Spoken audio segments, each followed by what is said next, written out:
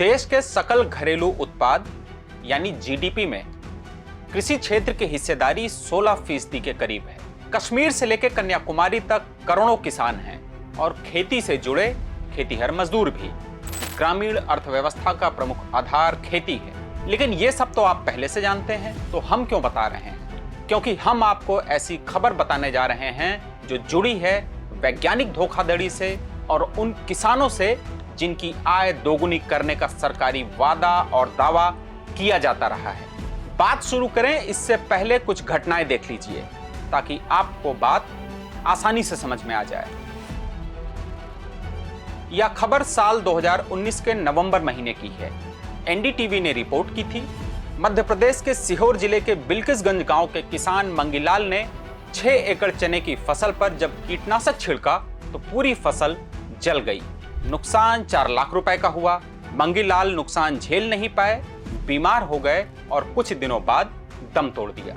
मंगीलाल के भाई को कीटनाशक कंपनी के खिलाफ मुकदमा लड़ना पड़ा।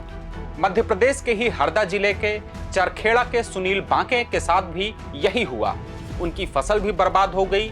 जांच में पता चला कि ऐसा सिर्फ उनके साथ ही नहीं हुआ, 174 से ज्यादा किसानों को करोड़ों का नुकसान हुआ। बाद में 5 खाद कंपनियों के खिलाफ एफआईआर दर्ज की गई। अब आते हैं सबसे ताजा घोटाले पर। पूसा DST-1 और DRR धान 100, जिसे कमला के नाम से जाना जाता है। सरकार ने इसे जून 2024 में लॉन्च किया। पूसा DST-1 को MTU 1010 और कमला को सांभा मंसूरी से जीन एडिट करके बनाया गया। दावा, नमकीन क्षारी मिट्टी में 10 से 30% ज्यादा उपज, सूखा सहने की क्षमता। पूसा को 14 राज्यों में रिलीज करने की सिफारिश की गई। कमला आंध्र प्रदेश, कर्नाटक, तेलंगाना, ओडिशा, तमिलनाडु को किसानों के लिए। लेकिन GM फ्री इंडिया गठबंधन की रिपोर्ट ने सब उजागर किया और चौंकाने वाला खुलासा किया। पूसा DST-1 को लेकर गठबंधन ने पाया कि 2024 के ट्रायल में 8 में से 6 जगहों पर तटीय नमकीन मिट्टी में मूल से कम उपज हुई। औसत 5 से 19% कम, 30% ज्यादा का दावा झूठा पाया गया। क्षारीय मिट्टी में 9 से 5 जगहों पर यह किस्म नाकाम रही। 2023 में बीज की कमी से टेस्ट ही नहीं हुआ, फिर भी इसे सरकार ने आगे बढ़ा दिया। पौधे कमजोर हुए, रोग ज्यादा लगा। कमला को लेकर के भी 19% ज्यादा उपज का सरकारी दावा था, लेकिन गठबंधन ने पाया कि 2023 खरीफ में 19 में से 8 जगहों पर कम पैदावार हुई। रबी में सिर्फ 2.8% बेहतर, पौधे 5 से 15 सेंटीमीटर तक लंबे हुए, जिससे उनके टूटने का खतरा बढ़ गया। पेनिकल्स 22 से 77% कम, ब्लास्ट रोग 2 से 7% ज्यादा, मिलिंग में 2.2% का नुकसान, यानी प्रति हेक्टेयर में 81 किलो कम चावल निकला। इस मामले को समझने के लिए हमने बात की कृषि मामलों के जानकार जैकब नेल्लिथानम से, जो किसानों के लिए काम करने वाली संस्था रिछारिया मुहिम के सदस्यों में से एक हैं। जो तकनीकी के बारे में जो जानकारी दिया है, ये दोनों धोखाधड़ी है और आंकड़ा जो है इससे ज़्यादा बेहतर तकनीकी है। जो उत्पादन का क्षमता बढ़ाने के लिए हमको ज़मीन सोइल का फर्टिलिटी बढ़ाना पड़ेगा। उसके लिए जैविक खेती और जो है जैविक उर्वरक का जो प्रयोग को बढ़ावा देना पड़ेगा।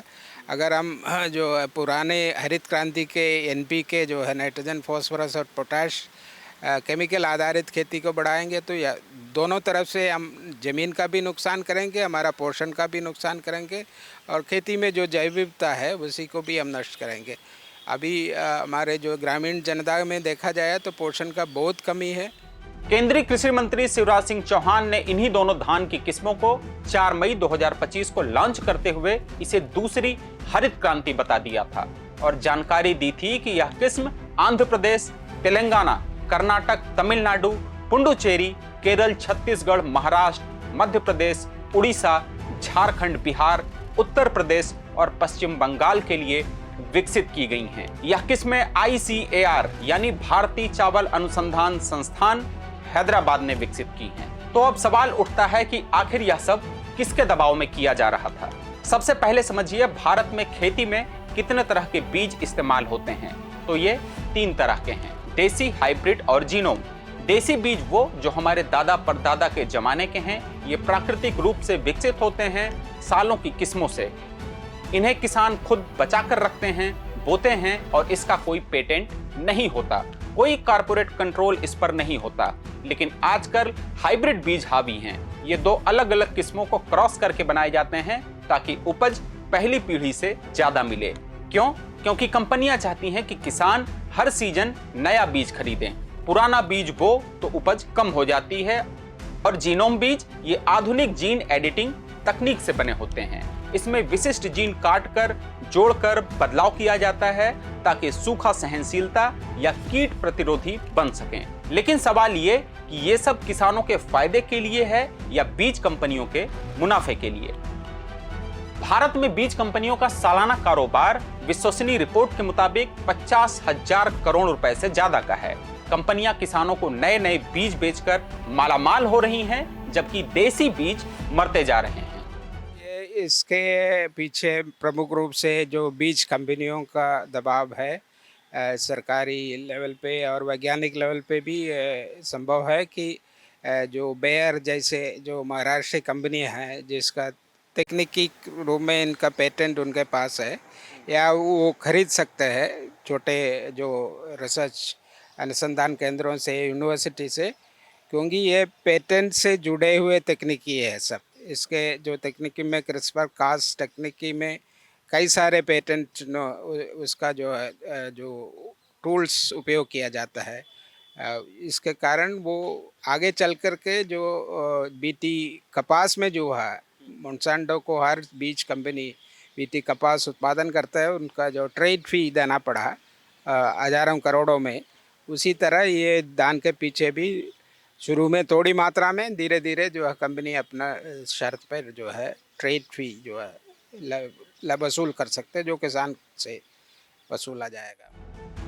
2002 में भारत में पहली बार बीटी कॉटन बीज लाए गए। ये जेनेटिकली मॉडिफाइड बीज थे। इनमें बैक्टीरिया का जीन डालकर कीट प्रतिरोधी बनाया गया था। मोनसेंटो जैसी कंपनी ने दावा किया कि कम कीटनाशक और ज्यादा उपज, लेकिन इसका विरोध हुआ। क्यों? क्योंकि ये धोखा था। किसानों को महंगे बीज बेचे गए जो सालाना बदलने पड़ते थे। 2010 तक लाखों किसान कर्ज में डूब चुके थे। आत्महत्या के आंकड़े चढ़े, पर्यावरण को नुकसान हुआ, सुपर वीड्स उभरे, जैव विविधता घटी। किसान संगठनों ने कहा यह कारपोरेट साम्राज्यवाद है। सुप्रीम कोर्ट तक मामला गया, लेकिन सरकार ने इसे मंजूरी दे दी। नतीजा आज 95% कॉटन जीएम है, लेकिन किसान अभी भी परेशान हैं। ये विरोध सिखाता है चमकदार दावे हमेशा सच नहीं होते। जीएम फसलों का प्रमुख नुकसान यही है कि आप कोई भी फसल का जो जीन है, जेनोम है, उसमें अंदर परिवर्तन करने के लिए जो तकनीकी उपयोग करता है उसमें बहुत सारे जो है जीन में परिवर्तन होता है। जैसे जीन आंतरित फसलों में जो बीटी जीन्स को डाला जाता है, जो बैक्टीरिया का जीन है, और इसको डालने के लिए वायरस का प्रयोग किया जाता है। जैसे कॉलीफ्लॉक मोज़ेक वायरस है जो कोशिका को उसको जो है संक्रमित करने के लिए जो ये वायरस का उपयोग करता है, तब जाकर के ये जीन प्लांट के कोशिका में जाके जेनोम में जो स्थापित होता है। तो उसमें बहुत सारे समस्या है। पूरे दुनिया भर में ये इसके बारे में जानकारी और उसका विरोध होने के कारण इंडिया में बीटी कॉटन के अलावा जो है जो खाद्य फसलों में किसी फसलों को अभी तक अनुमति नहीं मिला है। उसका उदाहरण है कि बीटी बैंगन का विरोध हुआ और उसको अनुमति नहीं मिला। उसके बाद बीटी जो सरसों का पिछले कुछ सालों में प्रयास किए थे, उसका भी विरोध हुआ। तो उसका दोनों को ये जो इसका जो है विरोध को पार करने के लिए सरकार जो है कानून में ही परिवर्तन कर दिया कि ये जो है दोनों अलग है। ये जो साधारण जो प्रजनन प्रक्रिया से कुछ अलग नहीं है, ये मान के हुए ये गलत एक जो है मानक सरकार ने अपनाया।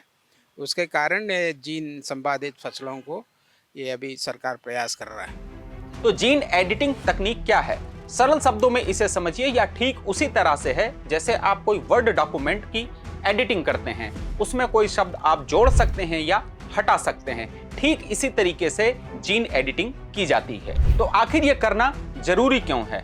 क्योंकि ताकि फसल मजबूत बने, लेकिन इसके खतरे भी हैं। आफ्टर टारगेट इफेक्ट, गलत जीन बदल जाए तो स्वास्थ्य और पर्यावरण को नुकसान हो सकता है। इस पर भारत सरकार का क्या रुख है? 2022 में उन्होंने जीन एडिटिंग बीजों को जीएम से अलग रखा। कोई अलग रेगुलेशन नहीं, बस स्व प्रमाणीकरण। ICAR और सरकार कहती है ये सुरक्षित हैं, किसानों का भला होगा, लेकिन विशेषज्ञ सवाल उठाते हैं, बिना फुल टेस्टिंग के मंजूरी कैसे दे दी गई? ये धोखाधड़ी का रास्ता नहीं तो और क्या है? तो ICAR ने गलत आंकड़ों से किसानों को गुमराह किया। गठबंधन ने मांग की जांच हो, पारदर्शिता आए। आप क्या करें? देसी बीज बचाएं, सवाल पूछें, विरोध करें। याद रखें, खेती हमारी जिंदगी है, बीज हमारा हथियार। अगर ये वीडियो आपको पसंद आया हो तो इसे दूसरों को भी शेयर करें और हमारे चैनल को सब्सक्राइब करें। धन्यवाद।